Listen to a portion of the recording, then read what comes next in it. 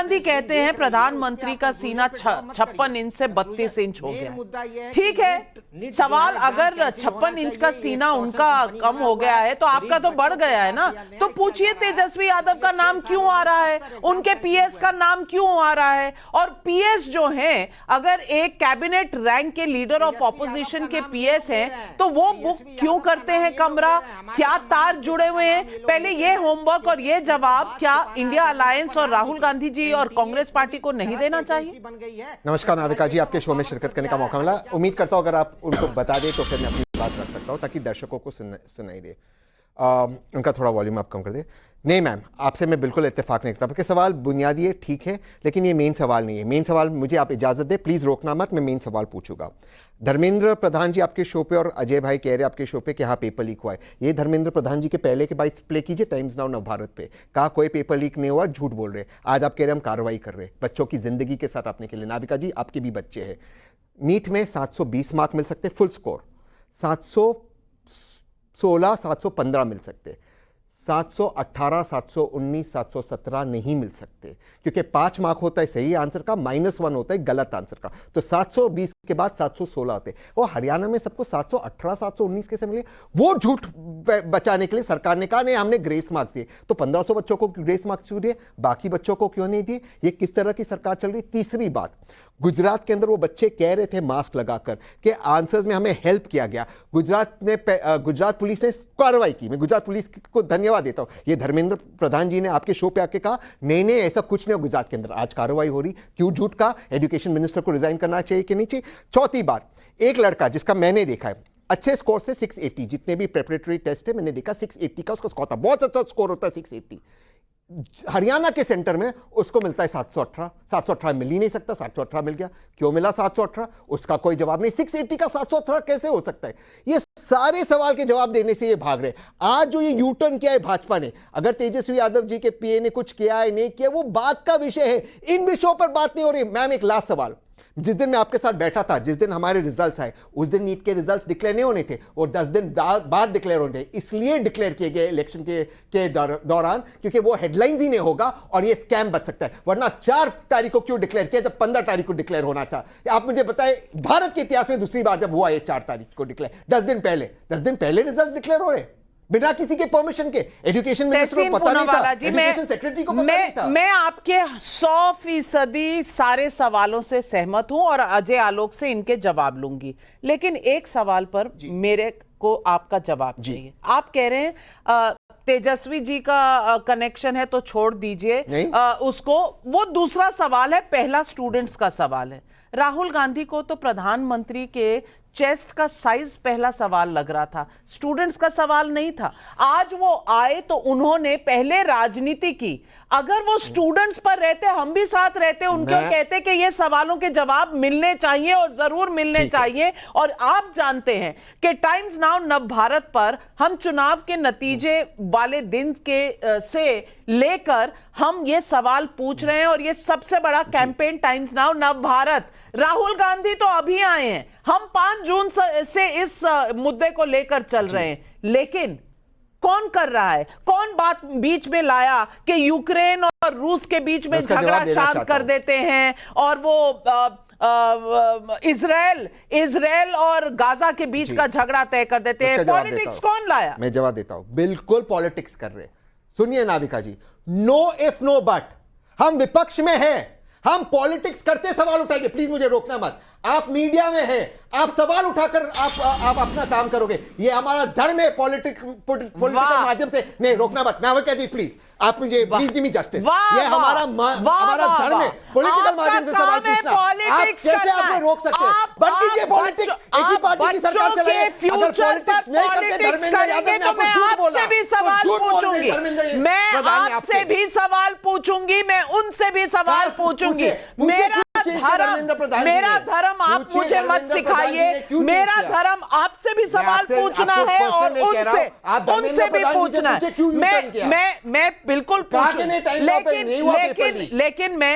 लेकिन माफी मांगे बच्चों से, रिजाइन करे धर्मेंद्र प्रधान जी भी माफी मांगे। यूक्रेन अगर उन्होंने सवाल नहीं उठाया होता तो बच्चों को इंसाफ नहीं मिलता। अजय आलोक जवाब दीजिए। देखिए नविका जी, सबसे पहले मैं तहसीन भाई को भी याद दिलाता हूं कि शिक्षा के लिए गंभीरता होती है। उनमें भी है, मुझ में भी है, नविका जी आप में भी है। और जब शिक्षा के लिए गंभीरता होती है तो 24 लाख छात्रों का भविष्य सबसे पहले आता है, बाकी यूक्रेन और इजराइल और गाजा पट्टी बाद में। गंभीरता कितनी है, मैं तो एक छोटा सा उदाहरण देता हूं। राहुल गांधी 1988 या 89 में सेंट स्टीफेंस कॉलेज में उन्होंने एडमिशन लिया था। जहां तक मुझे याद है उस समय भी सेंट स्टीफेंस में जाने के लिए 92% की जरूरत होती थी। दिल्ली यूनिवर्सिटी में उस वक्त एंट्रेंस नहीं होते थे, लेकिन 61% पाए हुए राहुल गांधी को एडमिशन मिल गया था स्पोर्ट्स कोटा पे पिस्टल चलाने के लिए, क्योंकि मां बाप प्रधानमंत्री थे, देश में राज था। तेजस्वी यादव तो खैर 9वीं पास नहीं कर पाए।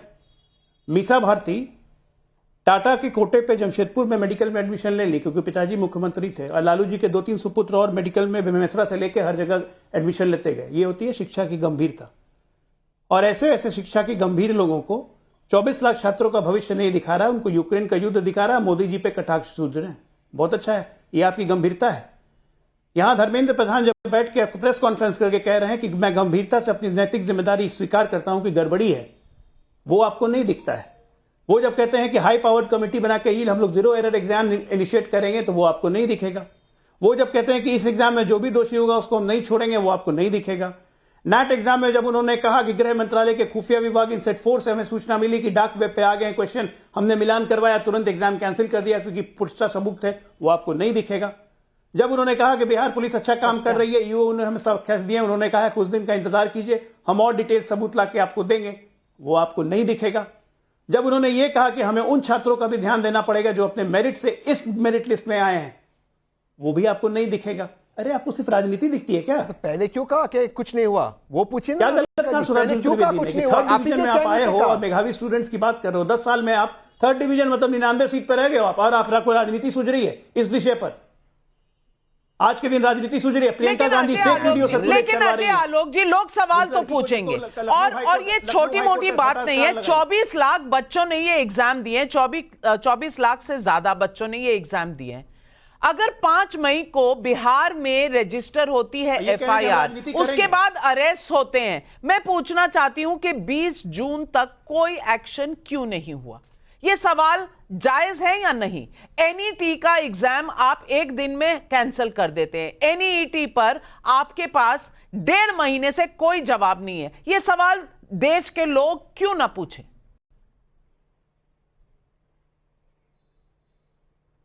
नहीं, बिल्कुल पूछें। हम कहां मना करने के सवाल ना पूछें। मामला तो सुप्रीम कोर्ट में चला गया था तुरंत। हम सुप्रीम कोर्ट में खड़े होकर हमने बताए नहीं, जवाब तुम दे रहे, हम तो कह तो रहे हैं कि सारे डिटेल इन्वेस्टिगेशन और पुख्ता सबूत हम लोग देख रहे हैं, उसके हिसाब से हम काम करेंगे। जब हम कह रहे हैं कि हम एक भी दोषी को नहीं छोड़ेंगे, अब ये देखिए नविका जी, यहां पे 2 एंगल और है। अब यहां पे एक एडमिनिस्ट्रेटिव डिसीजन है, और अब एडमिनिस्ट्रेटिव डिसीजन को लीगल परव्यू में लेना है, क्योंकि ये सुप्रीम कोर्ट के अंदर मामला है। 8 तारीख को सुनवाई निश्चित है। तो निश्चित तौर पे हमारे पास जितने सबूत रहेंगे, चाहे गुजरात से, बिहार से, हर चीज को लेके इन टोटलिटी में आदमी काम करता है। सरकार ऐसे काम नहीं करती है, खटाखट खटाखट खटाखट कर दिया, नी जब रिएक्शन नहीं ना।